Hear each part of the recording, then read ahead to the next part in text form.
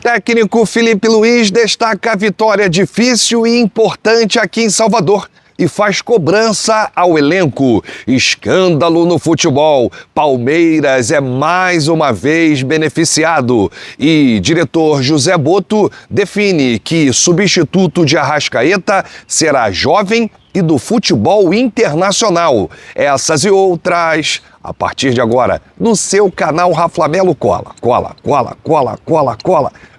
esse dedo no like, ajude muito o nosso canal, continue compartilhando os nossos conteúdos. Se você ainda não é inscrito, aqui embaixo tem um botão, é muito importante a sua inscrição para o crescimento do nosso canal. Não se esqueça sempre de ativar o sininho para receber todos os nossos vídeos.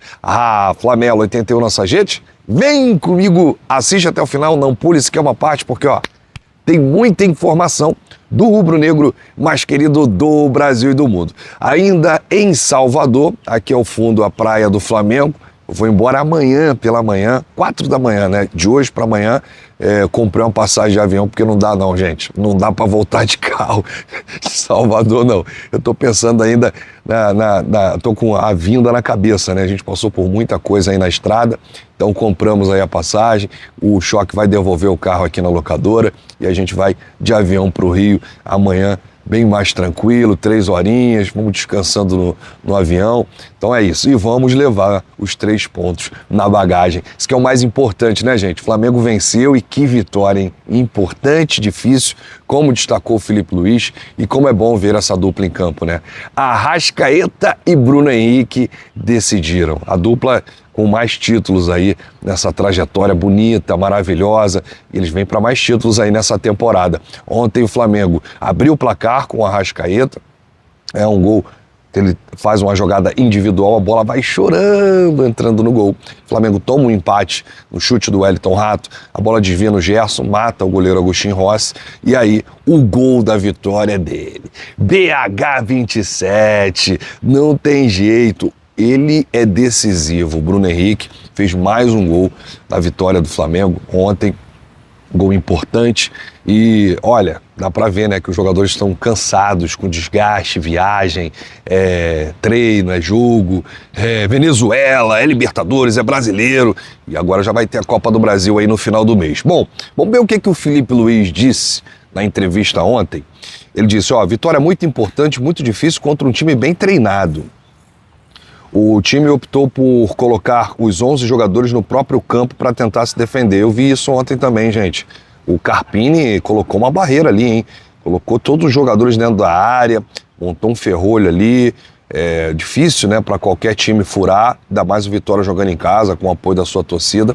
E aí o Filipe disse, isso dificultou para a gente chegar na área. O time conseguiu fazer boas chances de gol no primeiro tempo, mas aí ele faz uma cobrança aqui, né?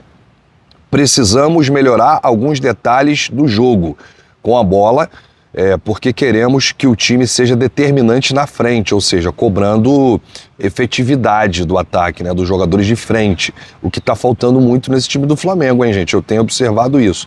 O Flamengo, às vezes, desperdiça muitas oportunidades, chances claras de gol ali na frente. No primeiro tempo eu contei 3, uma com o Juninho, outra com o Cebolinha e uma outra com o Arrascaeta, ali dentro da área do Vitória. Não pode, isso aí é para matar o jogo, tem que fazer o gol. E aí o Filipe fez aí uma cobrança. E aí o Filipe continua, estamos criando, mas precisamos ser determinantes na área do adversário. Descrevo essa vitória como heróica por parte dos meus jogadores. Quem viajou para a Venezuela sabe o quanto foi difícil. Vitória heróica e que dou muito valor. Não é fácil ganhar aqui, disse o treinador antes de completar. Cada jogo é um guia de onde nossa equipe deve ser corrigida e onde devemos evoluir e trabalhar. Os jogos nos dão pistas. E aí ele diz que na Venezuela foi um jogo atípico, né? E que sempre o time não performa. Quando o time não performa, a culpa é do treinador. E aí ele diz, eu poderia ter feito algo melhor. Hoje fizemos coisas boas. Grande primeiro tempo, várias chances criadas de gol, mas ainda há coisa a melhorar. Como a velocidade e a circulação. São coisas que vamos aprimorar nos próximos dias. Tá aí o Filipe Luiz sendo bem sincero e verdadeiro, destacando a vitória importante que foi ontem aqui no Barradão, né, os 3 pontos, a primeira vitória do Flamengo no Campeonato Brasileiro nessa segunda rodada, mas colocando alguns pontos a serem melhorados, né? Principalmente a finalização, né? O Flamengo tem finalizado muito mal, e essa questão aí de ser mais objetivo ali dentro da área do adversário no último terço do campo. Bom, o Felipe falou sobre o Arrascaeta também, né, que fez um gol ontem, e disse o seguinte: fizemos um planejamento na pré-temporada, veio a cirurgia.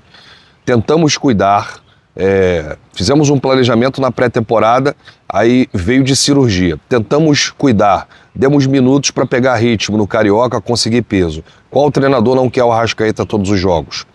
Ele fez uma grande final contra o Fluminense, foi para a seleção uruguaia, e aí perdemos o controle, não conseguimos controlar a carga. Quando o jogador vai para a maca, ele precisa se recuperar, mas é muito diferente. Chama a atenção aqui esse comentário do Felipe Luiz sobre o Arrascaeta, dizendo o seguinte, né? Ele deixa claro que quando o atleta vai para a seleção, o clube perde o controle de preparação física. Isso é um absurdo, né, gente? Isso é um absurdo. O Flamengo tem que ter todos os números, todos os passos do Arrascaeta na seleção uruguaia. A seleção uruguaia, ela é obrigada a informar o Flamengo, tudo. Quem paga o salário não é a seleção uruguaia, é o Flamengo, né? E é um alto salário. Então, quando o Felipe diz aqui, quando ele vai para a seleção, a gente não sabe mais o que acontece, controle de carga, é isso aí. O jogador volta arrebentado da data FIFA. E não pode, né? Tem que fazer alguma coisa aí diferente. Bom, o Felipe elogiou o Bruno Henrique e disse: o Bruno voltou de lesão contra o Inter, fez uma odisseia na viagem e não estava em condições hoje. A diferença é essa, os jogadores quando entram dão o máximo pelo Flamengo. Olha isso aqui, interessante, né, gente? Por isso que o Bruno Henrique não começou no time titular ontem. E ele optou pelo Juninho e o Cebolinha. O Bruno Henrique, ele cansou muito nessa viagem para a Venezuela e ele tinha acabado de voltar de lesão contra o Inter. Então o jogador sente, isso é normal. E aí ontem entrou e decidiu. Então, olha aí as coisas, como é que são. O Felipe, ao ser questionado se o De La Cruz pode fazer a função de Arrascaeta em alguns jogos, ele disse que até pode, mas elogiou a dupla de volante que ele faz com o Pulgar.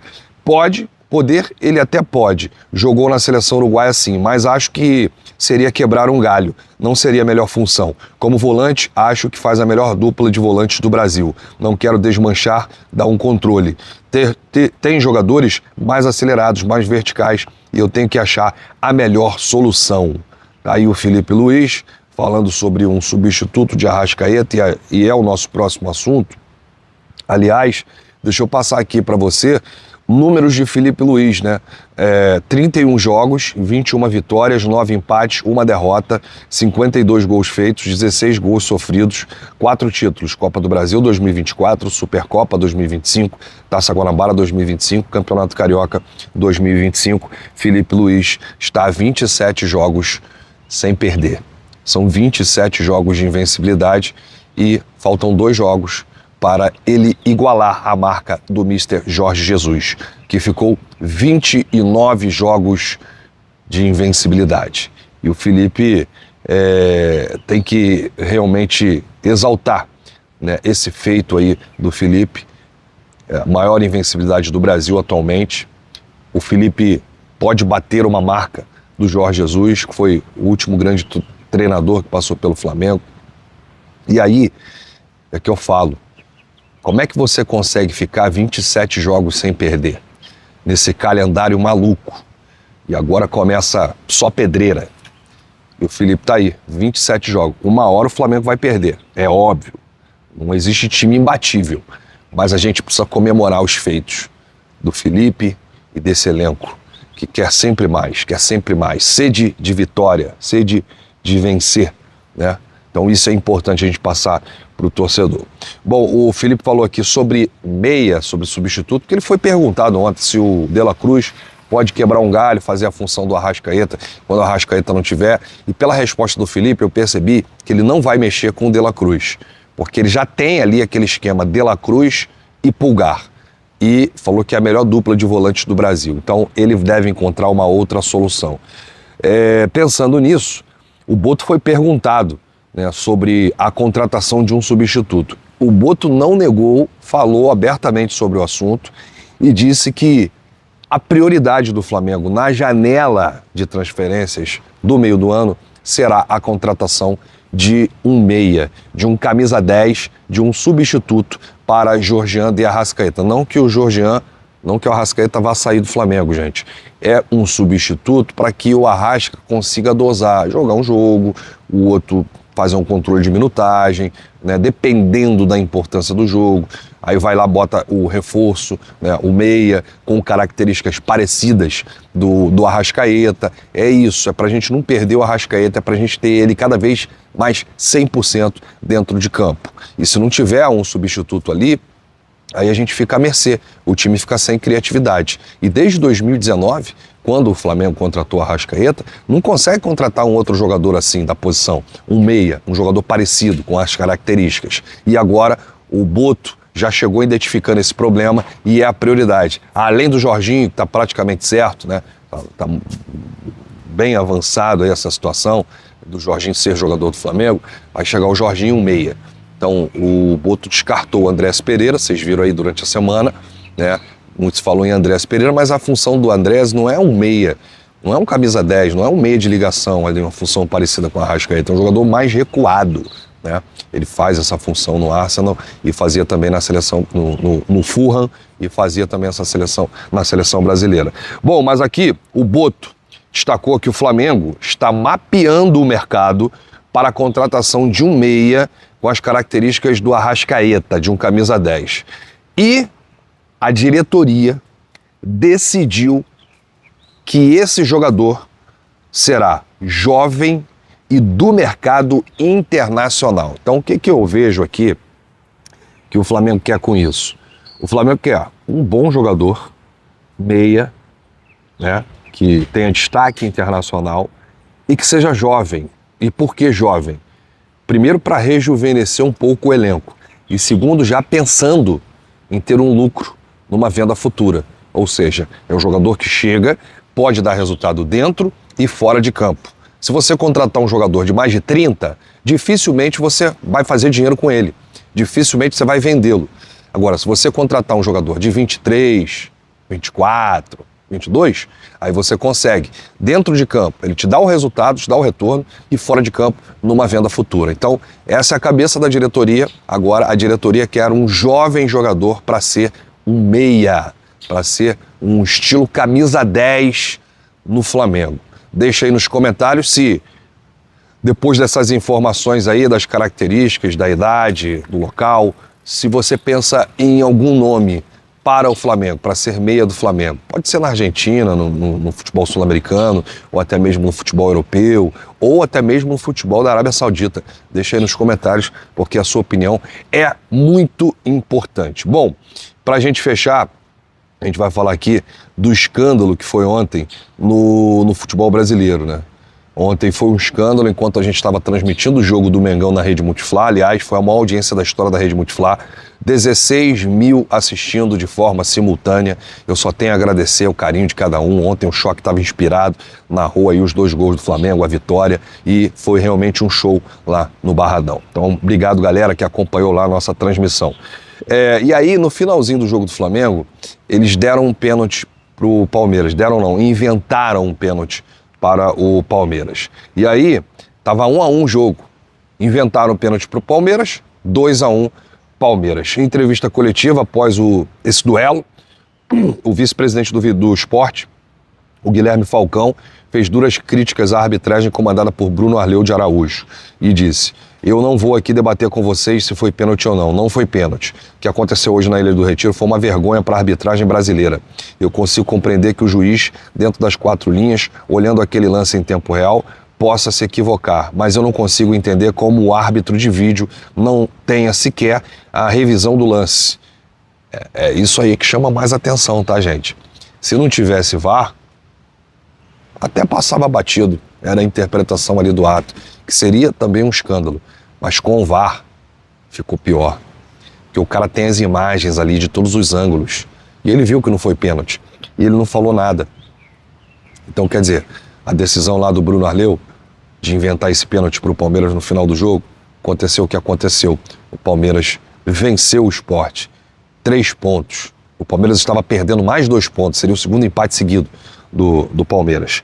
E eu vou te falar, o lance foi ridículo. Não foi pênalti nem aqui, nem na China. Não foi pênalti em nenhum lugar do mundo. O pênalti foi inventado para o Palmeiras. Tanto é que o goleiro Marcos, o goleiro Marcos detonou esse lance e disse também que não foi pênalti. Vamos ver aqui, em suas redes sociais, o ex-goleiro Marcos, ídolo do Palmeiras, afirmou que o pênalti não deveria ser marcado e disse: constrangedor. O Marcos disse isso aqui, ó: eu tô em uma fase da minha vida que eu prefiro perder ou empatar o jogo que ganhar com um pênalti desses. É constrangedor do fundo do meu coração. O jogador dentro do campo tem que cavar, mas tem tecnologia. CBF, deixa o juiz olhar o VAR para ver que não foi pênalti. Isso é um absurdo para a torcida brasileira. Nem sei o que falar, é um absurdo um pênalti desse. E o Marcos, ele está constrangido porque realmente ele viu que não foi pênalti. Eu vou dizer uma coisa, eu estou acompanhando já alguns programas da mídia paulista, a mídia bairrista, até eles estão sem graça. Até eles estão envergonhados com esse pênalti marcado para o Palmeiras.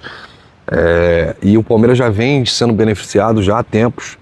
O Palmeiras foi colocado na final do Paulista pela arbitragem, porque inventaram um pênalti para eles contra o São Paulo.